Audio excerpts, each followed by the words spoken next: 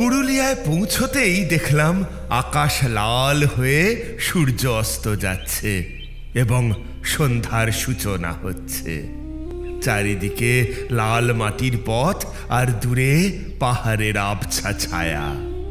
সদানন্দ নিজের গরুর গাড়ি নিয়ে আমার জন্য অপেক্ষা করছিল একটা শিরিষ গাছের নিচে। আমাকে দেখেই সে ডাক দিল, ঠাকুর মশাই, এই যে এদিকে আসুন ঠাকুর মশাই, এদিকে আসুন। আমরা ক্রোশ চারেক পথ অতিক্রম করে কান্তাদি গ্রামে চলতে শুরু করলাম। গরুর গাড়িতে যেতে যেতে চারপাশের দৃশ্যপট বড় সুন্দর লাগছিল। চোখের নিমেষে সব পাল্টে যাচ্ছিল। ঠাকুরমশাই, আপনি রাখুন তো আপনার ওই সেকেলে থেলো হুকোটা। সিগারেট খেয়েই যখন চলে তখন খামোখা ওই থেলো হুকোটা কেন বারবার সাজেন? দেখছো না বিভূতি, এখন ঠাকুরমশাই কিছুই উত্তর দেবেন না।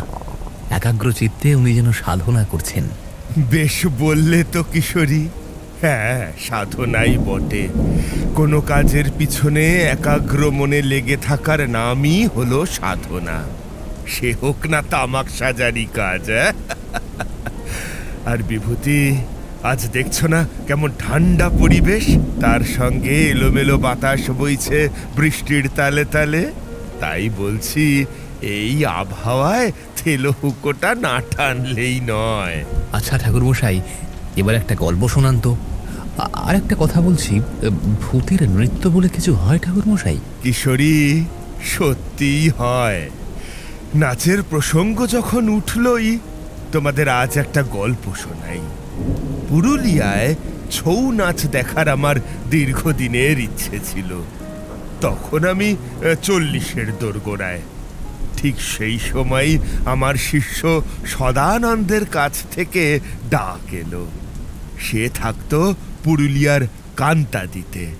আমায় একটা চিঠি পাঠালো। তাতে লেখা ছিল, শ্রদ্ধেয় ঠাকুর মশাই, আপনার যাবতীয় দায় দায়িত্ব এবং তত্ত্বাবধানের গুরুভার আমি নিজের হাতে যথাসাধ্য পালন করব। আপনার কিছুমাত্র কষ্ট হবে না, এই আমার অটল বিশ্বাস। সম্প্রতি একটা দুধের গাই কিনেছি, তার নামকরণ আপনার হাত দিয়েই করাতে চাই।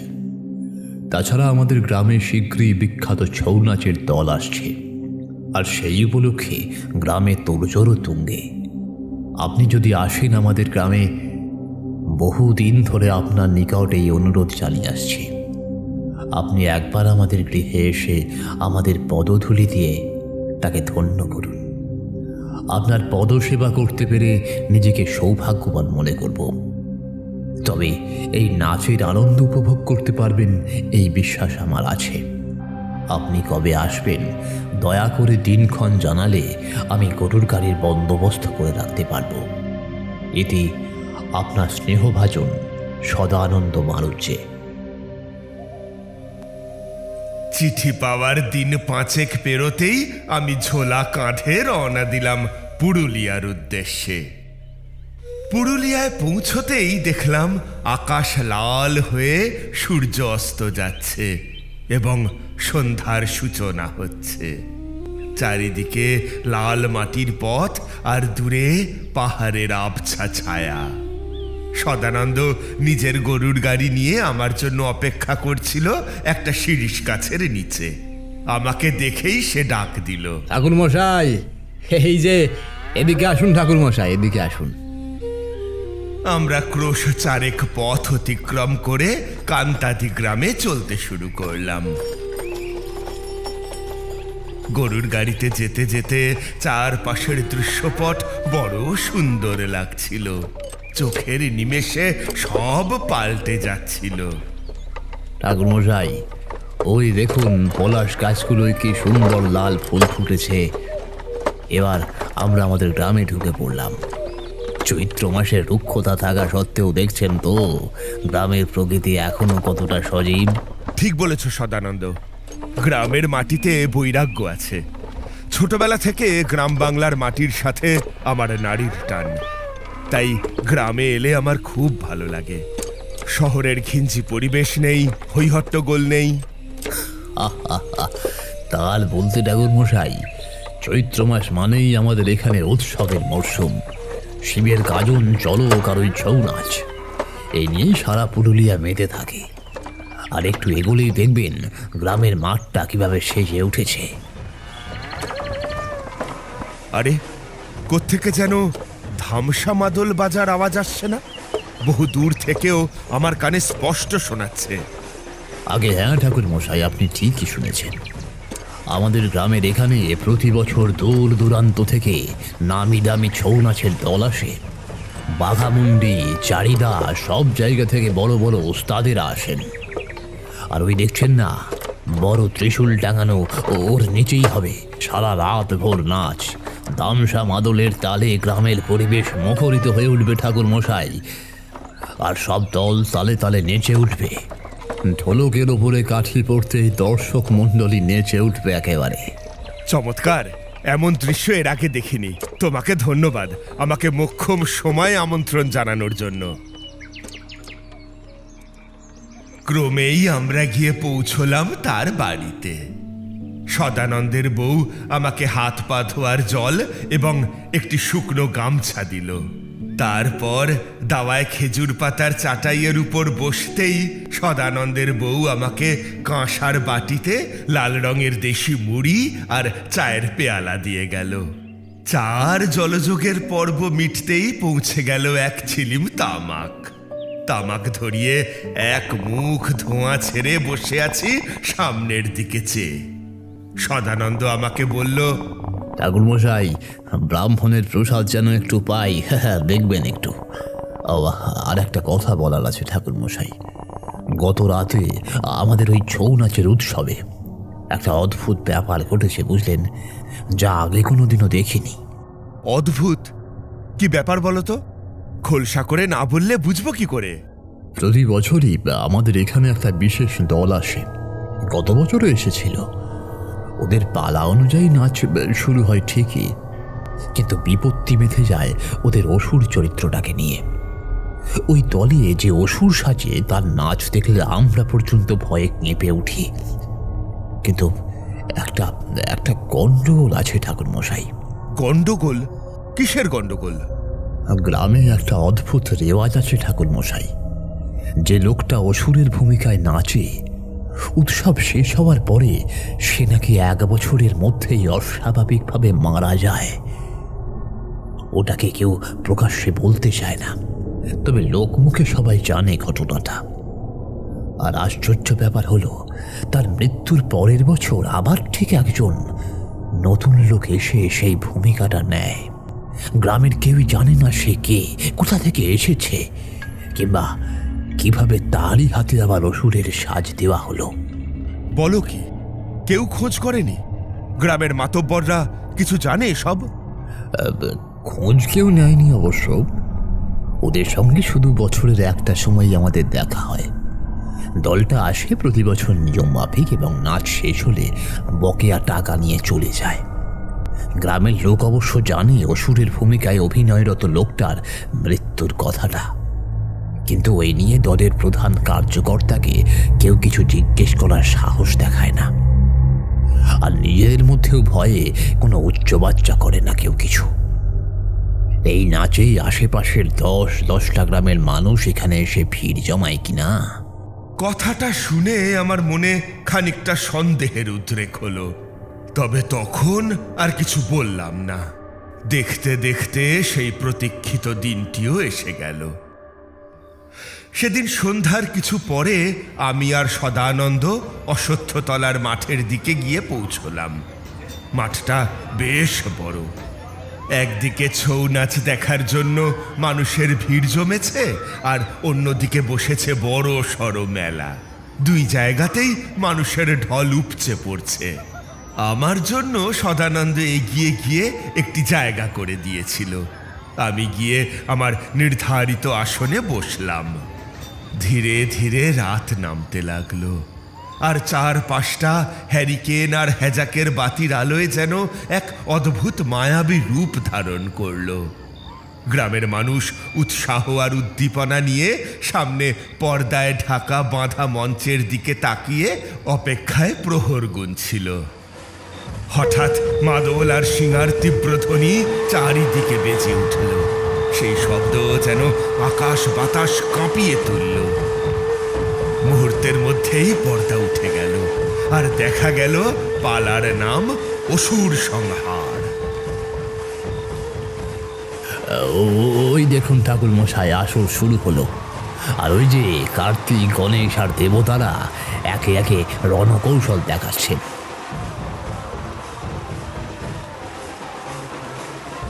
হ্যাঁ, দেখছি, কিন্তু আসরের মাঝখানটা কেন হঠাৎ ফাঁকা হয়ে গেল? ধামসার আওয়াজটাও যেন কেমন বদলে যাচ্ছে। ঠিক তখনই রণ পায়ে আসরে প্রবেশ করলো সেই ভয়ঙ্কর অসুর। তার পরনে কালো কুচকুচে পোশাক, মাথায় বিশাল দানবীয় মুকুট। কিন্তু তার চলাফেরা দেখে উপস্থিত জনতা স্তব্ধ হয়ে গেল। তার দেহভঙ্গি কোনো সাধারণ মানুষের মতো নয়। এক একটা লাফে সে যেন কয়েক হাত শূন্যে উঠে যাচ্ছে। শরীরের পেশিগুলো অস্বাভাবিকভাবে কাঁপছে, যেন কোনো আদিম বন্য শক্তি তার ভিতর ছটফট করছে। ওই দেখুন ঠাকুর মশাই, ওর পায়ের দিকে চেয়ে দেখুন ভালো করে। ও যখন নাচছে তখন ধুলো উঠছে, কিন্তু ওর ছায়াটা আপনি দেখতে পাচ্ছেন? মশালের আলোয় তো সবার ছায়া পড়ার কথা, তাই না? তুমি ঠিকই দেখেছ সদানন্দ, শুধু ছায়া নেই তাই নয়, ভালো করে লক্ষ্য করো। মশালের আলো যখন ওর উপর পড়ছে তখন ওর একটি নয়, বরং দুটি আবছা ছায়া মাটির উপর আন্দোলিত হচ্ছে। একটি ওর শরীরের, আর অন্যটি যেন ওর ভিতরকার কোনো আদিম সত্তার। আর পা দুটোর দিকে তাকাও, ও লাফাচ্ছে ঠিকই, কিন্তু মাটি ছোঁয়ার সময় কোনো শব্দ হচ্ছে না, অথচ ধুলো উঠছে ঝড়ের মতো। ঠাকুর মশাই, ওই দেখুন ওর মুখোশের চোখের কোটর থেকে কি ওটা আগুনের ফুলকি বেরোচ্ছে। ওটা তো কাচের তৈরি চোখ হতে পারে না ঠাকুর মশাই, বরং বরং চোখের জায়গায় লাল আলোটা যেন আরো জীবন্ত হয়ে চলছে। ঠিক সেই সময়ই ধামসা আর মাদলের ছন্দ হঠাৎ বদলে গেল। এক উৎকট কান ফাটা শব্দে চারপাশ কেঁপে উঠল। সেই অসুর হঠাৎ উদ্দাম নাচ থামিয়ে দিল। মাঠের মাঝখানে পাথরের মূর্তির মতো দাঁড়িয়ে সে সোজা তাকিয়ে রইল আমার দিকে। তারপর ধীর পায়ে, অনেকটা শিকারী বাঘের মতো ওত পেতে সে এগিয়ে আসতে লাগলো আমার আসনের দিকে। অন্যদিকে যারা ধামসা মাদল বাজাচ্ছিল তাদের মধ্যে একজন চিৎকার করে উঠল, বলল, ওরে বাপরে, এই যে সেই নাচ, ওই নাচ আমি চিনি। এ মানুষের নাচ নয়, এ শ্মশানের নাচ। এই বিশু, তুই পাগল হয়ে গেলি নাকি? কি বলছিস আবল তাবল? না গো বাবু, এ অসুর নয়, এ সাক্ষাৎ যম। গত বছরও এই নাচ দেখেছিলাম। ওরে পালা, সবাই পালা! অসুর হঠাৎ বিকট অট্টহাসিতে ফেটে পড়ল। সেই স্বর যেন মানুষের গলা থেকে বেরোচ্ছে না, যেন পাতালের গভীরে কোনো স্থান থেকে উঠে আসা বজ্রধ্বনি। সে অট্টহাসি বজায় রেখেই বলল,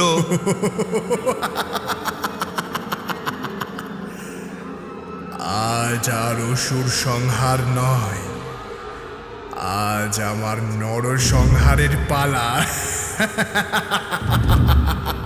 কথাটা শেষ হওয়ার আগেই মাঠের হেজাক বাতিগুলো দপ করে নিভে গেল। মাঠের সাধারণ মানুষ প্রাণ ভয়ে যে যেদিকে পারলো ছুটতে শুরু করলো।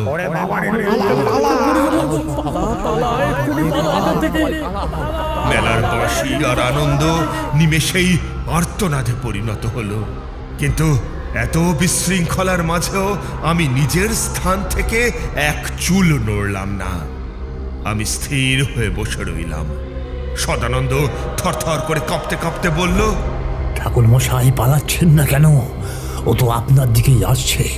ওর হাতে ওই ভয়ঙ্কর অস্ত্রটা দেখতে পাচ্ছেন না আপনি? ওটা দিয়ে ও আপনাকে আঘাত এনে রক্ত ঝরাতে পারে ঠাকুর মশাই। চলুন চলুন ঠাকুর মশাই, চলুন। পালালে নিস্তারে নেই সদানন্দ, এ কোনো সাধারণ মানুষের কাজ নয়। এই নাচের মুদ্রা, এই ছায়া, এসবের পিছনে কোনো অতি প্রাচীন এবং নিষিদ্ধ তন্ত্র সাধনার যোগ আছে। কেউ একজন মুখোশের আড়ালে প্রেতাত্মাকে আহ্বান করে এনেছে। একে পিঠ দেখালে এ আরো শক্তিশালী হয়ে উঠবে। তাহলে এখন উপায় ঠাকুর মশাই? ও তো একেবারে আমাদের সামনে চলে এসেছে। দুশ্চিন্তা করো না, আমি যা বলছি সেটা শোনো। তুমি নড়াচড়া করবে না। ও এখন আমাদের ভয়টাকেই কাজে লাগিয়ে আমাদের শেষ করার তালে আছে। ঠাকুর মশাই, ও যে একদম আমাদের সামনে দাঁড়িয়ে। ওই দেখুন, ওর হাতের অস্ত্রটা থেকে টাটকা রক্ত চুইয়ে পড়ছে, কিন্তু আশেপাশে তো কেউ জখম হয়নি। তবে ওই রক্ত আসছে কোত্থেকে শুনি? হ্যাঁ, আর অস্ত্রটা তো কাঠের তৈরি, সেটা তাহলে লোহার হলো কি করে শুনি? ওটা মায়া সদানন্দ, কিন্তু সেই মায়াই প্রাণঘাতী। শোনো, ও হাসছে না। ওর ভিতর দিয়ে কেউ একজন অস্ফুট স্বরে মন্ত্র পড়ছে। আমি ঝোলার ভিতর থেকে এক মুঠো বিভূতি বের করে বিড়বিড় করে মন্ত্র পড়তে শুরু করলাম। মাঠের আবহাওয়া মুহূর্তের মধ্যে ভারী হয়ে গেল। আগুনের মশালগুলো দপ করে হলুদ থেকে রক্তাভ বর্ণ ধারণ করলো। হঠাৎ করেই ওই অসুর অদৃশ্য হয়ে গেল, কিন্তু তা কিছুক্ষণের জন্য। ঠিক সেই সময়ই মাঝখান থেকে গ্রামের এক অতি বৃদ্ধ লোক, যার শরীর বয়সের ভারে নুয়ে পড়েছে, তিনি আমার কাছে এসে চোর হাতে প্রার্থনা জানালেন। লোকটার চোখে মুখে অবর্ণনীয় আতঙ্ক। ঠাকুর মশাই, ওটাকে আপনি দয়া করে আটকান। হে সেই অভিশাপ! আজ থেকে 40 বছর আগে এই কান্তাদি গ্রামের শ্মশানে এক কাপালিক থাকতো। নাম ছিল তার ভৈরবানন্দ। সে পৈশাচিক বলি আর প্রেত সাধনা করত। আপনি জানেন না, কিন্তু গ্রামের পুরনো যাত্রা দলটার সঙ্গে ভৈরবানন্দের গভীর সম্পর্ক ছিল। যাত্রা দলে তখনও এমন অসুরবধ নামে একটি বিখ্যাত পালা হতো। সেই পালায় দরকার ছিল এক ভয়ঙ্কর অসুরের মুখোশ, যেটা দেখে দর্শক আঁতকে ওঠে। দলটা নানান জায়গায় মুখোশ বানাতে দিয়েছিল, কিন্তু কেউই সেই ত্রাসের অনুভূতি এনে দিতে পারছিল না। তখনই দলে থাকা এক অভিনেতা ভৈরবানন্দের কাছে নিয়ে যায় তাদের সমস্যার কথা। কারণ ভৈরবানন্দ শুধু কাপালিকই ছিল না, মুখোশ গড়ার শিল্পেও তার বিশেষ দক্ষতা ছিল। গ্রামের বহু শিবরাত্রি মেলায় শিবকালীর মুখোশ তার হাতেই গড়া। ভৈরবানন্দ মুখোশ বানাতে রাজি হয়েছিল, কিন্তু সে বলেছিল, অসুরের মুখোশ বানাতে শুধু রং করা বা সাজানোই যথেষ্ট নয়, মুখোশটাকে খুব ভয়ঙ্কর দেখাতে হবে। তাই শ্মশানের চিতার ধোয়া, রাতের অন্ধকার আর মৃতের ছায়ার সান্নিধ্য ও পরিবেশ লাগবে এতে। তখনই মুখোশটা সত্যি অসুরের মতো লাগবে। যাত্রা দল ভেবেছিল এটা তার শক্তির অহংকার, কিন্তু পরে তার বানানো মুখোশ দেখেই তারা থমকে যায়। মুখোশটা যেন জীবন্ত, চোখ দুটো কেমন দপদপ করছে, যেন ভিতরে কেউ বন্দী। সেই থেকেই শোনা যায় ভৈরবানন্দ নাকি মুখোশে প্রেত ছায়া বেঁধে দিয়েছিল, যাতে অসুরের চরিত্রে অভিনয় করা লোকের গলা, হাত সবকিছুতে অন্যরকম শক্তি আসে। পালা তো খুব সফল হয়েছিল, কিন্তু ভৈরবানন্দের মৃত্যুদিনের আগেই সে বলেছিল, এই মুখোশের ভিতরে যে শক্তি আছে সে একদিন না একদিন রক্ত চাইবে। মরে যাওয়ার আগে সে বলেছিল। সে কি? তবে কি ওই মুখোশটাই সব নষ্টের মূল? এতক্ষণে হিসেবটা মিলছে। শোনো সদানন্দ, ওই ভৈরবানন্দ তান্ত্রিক মরেও মরেনি। সে তার প্রেত শক্তি ওই মুখোশের উপর আবদ্ধ করে গেছে। যে শিল্পী মুখোশটা পরে তার শরীরে সেই প্রেতাত্মা ভর করে। নাচের সময় যে অলৌকিক শক্তি সে দেখায় সেটা তার নিজের নয়, ওটা ওই পৈশাচিক শক্তির খেলা। আর নাচ শেষ হলেই সেই শক্তি শিল্পীর শরীরের সমস্ত প্রাণ রস শুষে নেয়। সেই কারণেই প্রতি বছর উৎসবের পর শিল্পী মারা যান, আর ওই অতৃপ্ত প্রেতাত্মার জন্য পরের বছর আবার একটা টাটকা শরীরের প্রয়োজন হয়। কথাটা শোনার পরেই অসুর ওরফে প্রেত আবার গর্জে উঠল। তাহলে বুঝে ফেলেছিস তান্ত্রিক, কিন্তু অনেক দেরি হয়ে গেছে। আজ এই পুরুলিয়ার কান্তাদি গ্রামে তোর রক্ত দিয়ে আমি এ বছরের রক্ত তৃষ্ণা মেটাবো। আয়, এগিয়ে আয়। ঠাকুর মশাই, ও তো আপনার উপরে ঝাঁপিয়ে পড়তে চাইছে। ওর শরীরটা যেন 7 হাত লম্বা হয়ে গেছে। কিছু একটা করুন ঠাকুর মশাই। অনেক হয়েছে। মানুষের শিল্পকে তুই নিজের লালসার মাধ্যম বানিয়েছিস। ছৌ নাচের মতো পবিত্র কলাকে তুই কলুষিত করেছিস। আজ তোর ওই মুখোশের বন্ধন আমি ভেঙে দেব। আমি মন্ত্র পড়তে আরম্ভ করলাম আর বিভূতি দিয়ে আগুনের বৃত্তটা টানলাম, কিন্তু পরিবেশের ওপর প্রভাব কিছুটা কম হলো না। সে আবার অদৃশ্য হয়ে গেল। ঘুটঘুটে অন্ধকারের মধ্যে ঝিঝি পোকার ডাক ছাপিয়ে শোনা যাচ্ছে দূরে শেয়ালের হুক্কা হুয়া। হঠাৎই কোনো জাদু বলে অন্ধকার চিরে ধামসা আর মাদলের শব্দ গম গম করে উঠল, কিন্তু আশেপাশে কোনো বাদক নেই। আমি এবার নিজের কপালে রক্তচন্দনের তিলক এঁকে গম্ভীর স্বরে বললাম, সদানন্দ, বিশু নড়বে না। আমি এই যে বিভূতি দিয়ে আগুনের বৃত্তটা টানলাম, এর বাইরে এক পাও দেবে না। আজ শুধু অমাবস্যা নয়, আজ হবে অসুর নিধনের রাত। ঠাকুর মশাই, ওই দেখুন, কোনো মানুষ নেই, অথচ ধামসা মাদলগুলো নিজে নিজেই বাজছে। মনে হচ্ছে চামড়ায় যেন কেউ অদৃশ্য হাত দিয়ে পৈশাচিক উল্লাসে আঘাত করছে। ওই দেখুন, বটগাছের আড়াল থেকে ওটা কে বেরিয়ে আসছে? ওটা কি সেই অসুর? কুয়াশার কালো ধোঁয়া চিরে সেই বিশাল আকায় অসুর নৃত্যশিল্পী মন্থর গতিতে এগিয়ে আসছে। তার পরনে ছৌ নাচের পোশাক, কিন্তু হাতের সেই কাঠের অস্ত্রটা এখন টকটকে লাল লোহার মতো জ্বলছে। মুখোশের চোখ দুটো থেকে যেন আগুনের ভাঁটা বেরোচ্ছে। তান্ত্রিক, তুই ভেবেছিলি এই আগুনের গণ্ডি দিয়ে আমায় আটকে রাখবি? আমি ভৈরবানন্দের সৃষ্টি, আমি রক্ত চাই। আজ কান্তাদির মাটি তোর গরম রক্তে ভিজবে। ভৈরবানন্দ ভুল করেছিল, আর তুই সেই ভুলের প্রেতচ্ছায়া মাত্র। মানুষের জীবনী শক্তিকে তুই শুষে খেয়েছিস। আজ তোর মুক্তি নয়, তোর বিনাশ হবে। দেখ তবে আমার তেজ পাপিষ্ঠ। ওম হ্রিং ক্লিং চণ্ডিকায় বিনাশায় ফট। অমনি বৃত্তের চারপাশের আগুন গর্জে উঠল। অসুররূপী সেই মূর্তিটা বৃত্তের বাইরে পাগলের মতো নাচতে শুরু করলো। তার শরীর থেকে গল গল করে আলকাতরার মতো কালো ধোঁয়া বেরোতে লাগলো।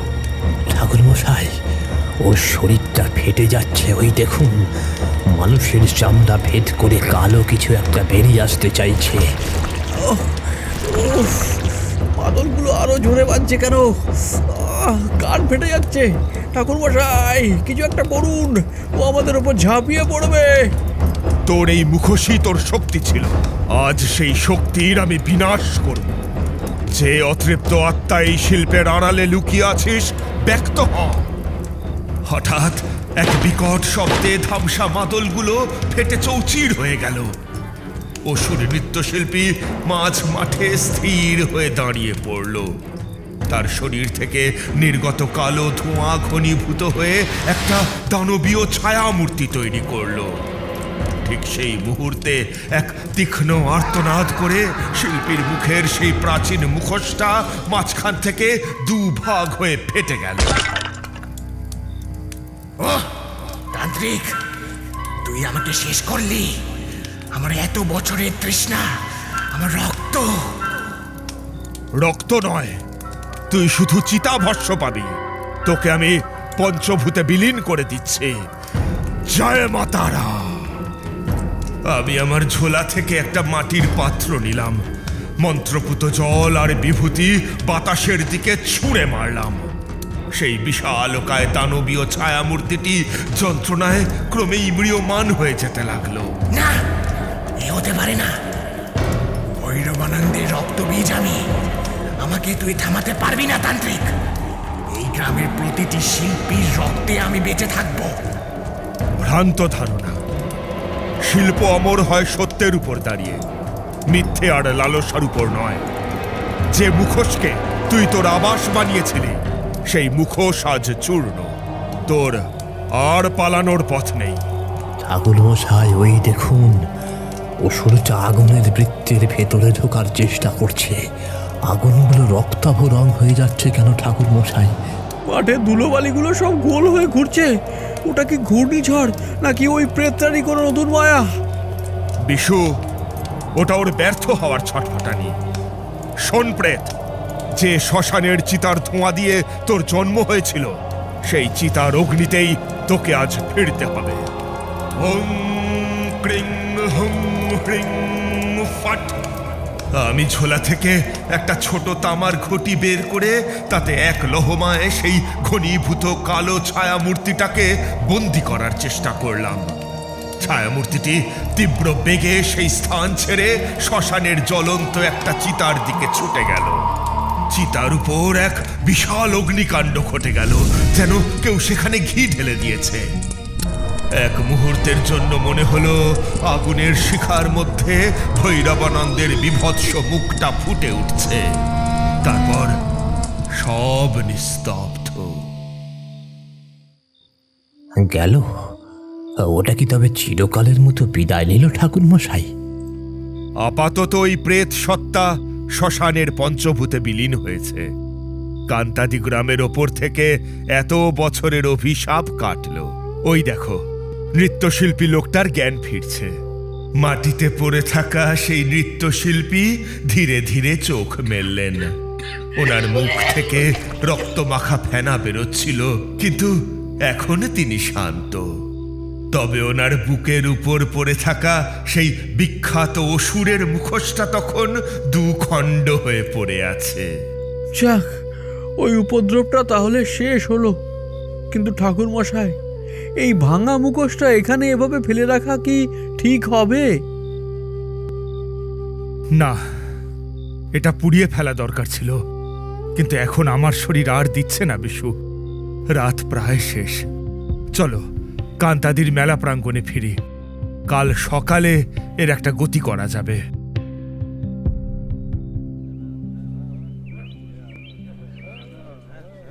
পরদিন সকাল হতেই গ্রামের লোকজন আর আমি আবার সেই প্রান্তরে ফিরে এলাম। কিন্তু সেখানে পৌঁছতেই সবার চোখ কপালে উঠল। এ কি ঠাকুর মশাই, মুখোশটা কোথায় গেল? কাল রাতে তো এখানেই পড়েছিল। শুধু মুখোশ নয় ঠাকুর মশাই, ওই দেখুন মাটিতে ওগুলো কিসের ছাপ? আমি নিচু হয়ে মাটির দিকে তাকালাম। যেখানে মুখোশটা পড়েছিল সেখানে এখন শুধু এক অদ্ভুত পায়ের ছাপ। সেটা কোনো মানুষের পা নয়, অর্ধেকটা মানুষের মতো আর বাকি অর্ধেকটা যেন কোনো পশুর খুর।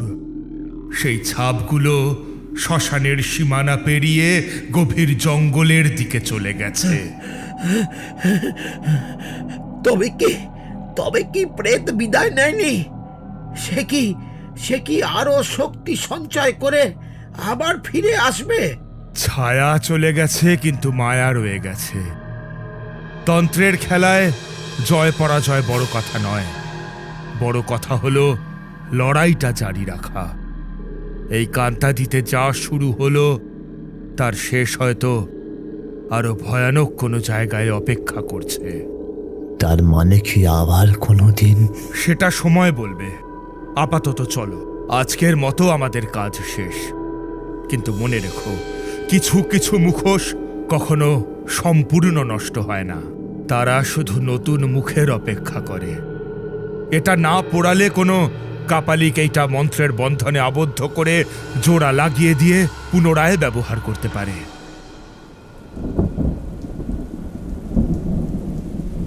আমি আর কিশোরী এতক্ষণ মন্ত্রমুগ্ধের মতো গল্পটা শুনছিলাম। ঠাকুরমশাই থামতেই ঘরের নিস্তব্ধতা যেন আরো ভারী হয়ে উঠল। বলেন কি ঠাকুর মশাই, ওই খুরওয়ালা পায়ের ছাপ আর সেই ভাঙা মুখোশটা, ওটা শেষ পর্যন্ত হদিশ পাওয়া যায়নি? আপনি কি আর খোঁজ নেননি কান্তাদির? খোঁজ নেওয়ার প্রয়োজন পড়েনি। কিছু জিনিস না খোঁজাটাই মঙ্গলের। তবে হ্যাঁ, লোকমুখে শুনেছি ওই ঘটনার কয়েক বছর পর পুরুলিয়ার এক গভীর জঙ্গলে এক পাগল তান্ত্রিককে দেখা গিয়েছিল, যার মুখে একটা তালি দেওয়া অদ্ভুত বিভৎস মুখোশ বসানো ছিল। সে নাকি বাতাসের সঙ্গে কথা বলতো। তার মানে ওই কাপালিক বা প্রেত সত্তাটা সত্যি ওটা জোড়া লাগিয়ে নিয়েছিল? আর ওই খুরওয়ালা পায়ের ছাপটা কি তবে সেই অশরীরী রূপেরই? তন্ত্রশাস্ত্রে কিছুই অসম্ভব নয় কিশোরী। ওই মুখোশটা ছিল একটা আধার। শ্মশানের চিতার আগুন তাকে পুড়িয়ে ছাই করতে পারেনি, কারণ আমি তাকে দাহ করার আগেই সে অদৃশ্য হয়ে গিয়েছিল। কারণ আসরিক শক্তি যখন শিল্পের রূপ ধরে মানুষের রক্তে মিশে যায়, তখন তাকে উপড়ে ফেলা খুব কঠিন। কিন্তু সেই শিল্পী যার উপরে মুখোশটা ভর করেছিল, সে কি বেঁচে ছিল ঠাকুর মশাই? বেঁচে তো ছিল, কিন্তু শরীরের সেই তেজ আর কোনো দিন ফিরে পায়নি। ওই প্রেতাত্মা তার জীবন শক্তি শুষে নিয়ে তাকে একটা জ্যান্ত লাশে পরিণত করেছিল। ছৌ নাচের সেই দাপট তার মধ্যে আর কেউ দেখেনি। আচ্ছা ঠাকুর মশাই, আপনি তখন সদানন্দকে বলছিলেন না যে কিছু মুখোশ নতুন মুখের জন্য অপেক্ষা করে?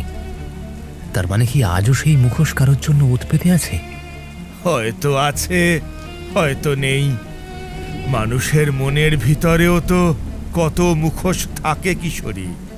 যখন লোভ আর হিংসা সীমা ছাড়িয়ে যায়, তখন সেই মানসিক অসুরই বাইরের কাঠের মুখোশটাকে প্রাণ দিয়ে ফেলে।